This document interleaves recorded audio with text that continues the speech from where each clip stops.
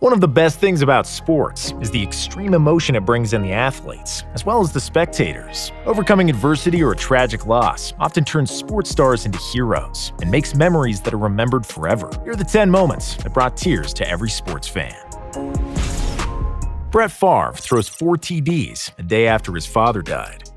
Amid a personal tragedy, it's hard even to think straight, let alone perform at the level higher than you've ever performed. But that's precisely what Brett Favre did. Just one day after Irving Favre suffered a heart attack and tragically passed away, Brett suited up for Monday Night Football. It was a must-win game for the Green Bay Packers, and Favre did not want to abandon his teammates, even in the hardest of times. Before the game, he showed up in the locker room, where 50-plus men were utterly silent. "I got your back," Favre said to the team, and delivered a performance for the ages. He completed the first 9 passes to start the game, and had 311 yards by halftime. His trademark gunslinger worked with pinpoint accuracy, and the passer rating of 158.3 at halftime was the maximum total that a quarterback could have. He finished with 22 for 30, with 4 touchdowns and 399 yards, just 3 yards shy of his career high, as the Packers obliterated the Raiders 41-7. It was a highly emotional night for everybody on and off the field, and one of the best and most memorable games of Favre's career. Isaiah Thomas scores 53 points on his late sister's birthday.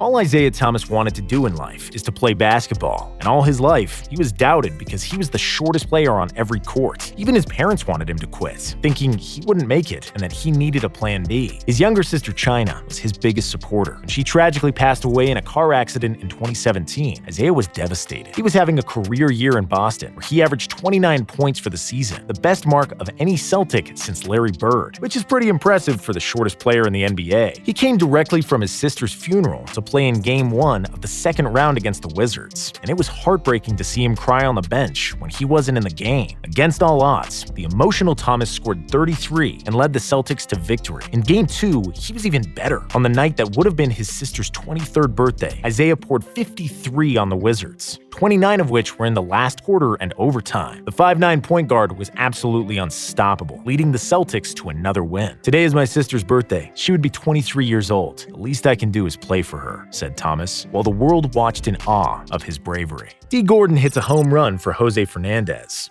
Jose Fernandez was an all-star pitcher for the Miami Marlins until he tragically passed away in a boating accident in 2016. The next day, the Marlins game was postponed, and the next time they took the field, everybody on the Marlins was wearing number 16 in honor of Fernandez. When it was Miami's turn to bat in the first inning, the left-handed Dee Gordon stepped into the right-handed side of the box, the one that Fernandez swung from. Gordon was also wearing Fernandez's helmet and hit his first home run of the year. As he was rounding the bases, he started to cry. When he crossed the plate, he pointed at the sky, and the whole stadium was overwhelmed with emotion in one of the most memorable moments in baseball history. Derrick Rose scores 50. In the last 20 years, it's hard to think of another NBA player who had more injury problems than Derrick Rose. After becoming a superstar and the youngest MVP in NBA history, his body started to break down. Multiple ACL tears made him miss almost 2 entire seasons, and between 2012 and 2018, he suffered more than 25 different injuries. The most athletic point guard in basketball history wasn't flying anymore, and his spirit was in shambles. Rose was even contemplating retirement before his 30th birthday, but then he picked himself up and made another recovery. He redefined his game and became a legitimate 6th Man of the Year candidate with the Timberwolves in 2019, averaging 18 points on the most efficient shooting of his career. The crown jewel of the season was his 50-point game on Halloween of 2018. While the kids were trick-or-treating and filling their baskets with candy, Rose filled up the Utah Jazz basket with points, playing like he was in 2K mode. D-Rose finished the game on 19 for 31 shooting, with 6 assists and a game-winning block. 50 he dropped was his career high, and he left the floor in tears in a scene no NBA fan could stay indifferent to. MJ wins 4th title on Father's Day.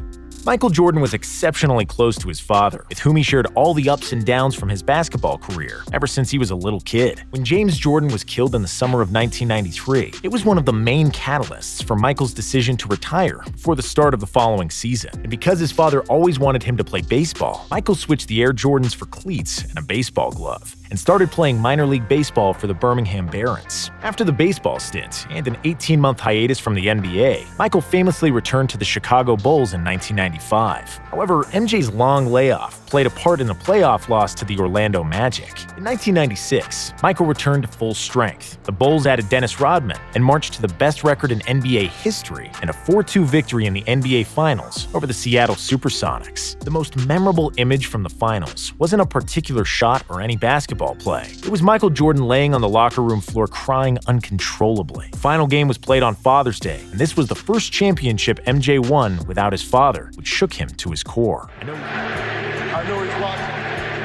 To my wife, to my kids, to my mother, my brothers and sisters. This is for Daddy. I'm very happy for you. Tiger Woods wins his 5th Masters title. People love a good comeback story much more than they like to see a dominant champion win again and again. Tiger Woods won the Masters in Augusta on 4 separate occasions when he was the world's best golfer. Like some golfing robot, he was so thoroughly dominant, and his personality was closed off for the most part. However, after 4 back surgeries and a personal scandal that made Tiger hit rock bottom, nobody cheered for him anymore. He was filling up tabloids and medical records, and in 2017, it was questionable if Tiger would be able to walk again properly, let alone play golf. Everybody thought he was done, and pundits believed man would walk on Mars before Tiger wins another major. But slowly but surely, Tiger came back to the tour and started playing well. Still, on the final 18 in the 2018 Masters, he was 2 shots back of Francesco Molinari. But Woods somehow found his vintage form, and his tee shot at number 16 nearly holed out for an ace. At the final hole, he now held a 2-shot lead. When his final putt found the bottom of the cup, Tiger roared with excitement and emotion, and the crowd reciprocated. It was his first major after 11 years. He was much more relatable, and everybody cheered for him harder than ever. Ray Bork finally wins the Stanley Cup.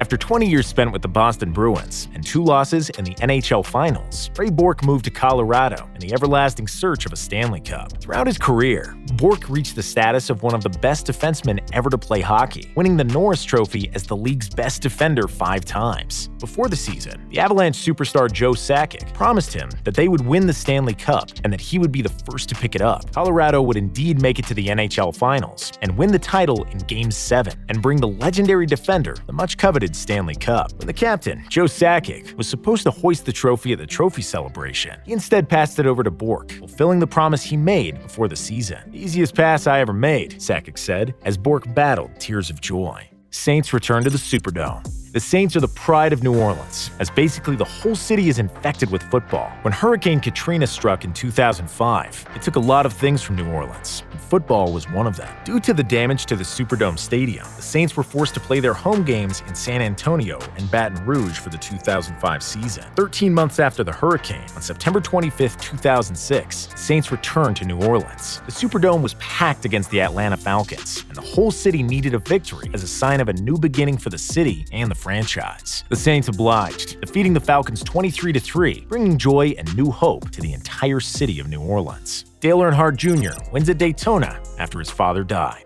Car racing is one of the more dangerous sports in the world, and many have lost their lives on the track, trying to beat the machine that they're driving as much as their opponents. NASCAR and World Motorsport legend Dale Earnhardt Sr. died at age 49 after a severe accident in the final lap of the Daytona 500 race in 2001. The next race at Daytona happened 5 months later, and Dale Earnhardt Jr. was on the grid with a heavy heart. Even though he had all the fans on his side, Dale Jr. wasn't a favorite to win the race, being winless in the past 40 races. Against all odds, and starting 13th, he pulled his number 8 Chevrolet to the front, and he led in 115 laps out of 160. On the last restart, he managed to make a move from 6th to 1st place in the span of 2 laps and never looked back. When the checkered flag dropped, Daytona's crowd roared with approval as Dale Jr. celebrated the victory for himself and also for his father.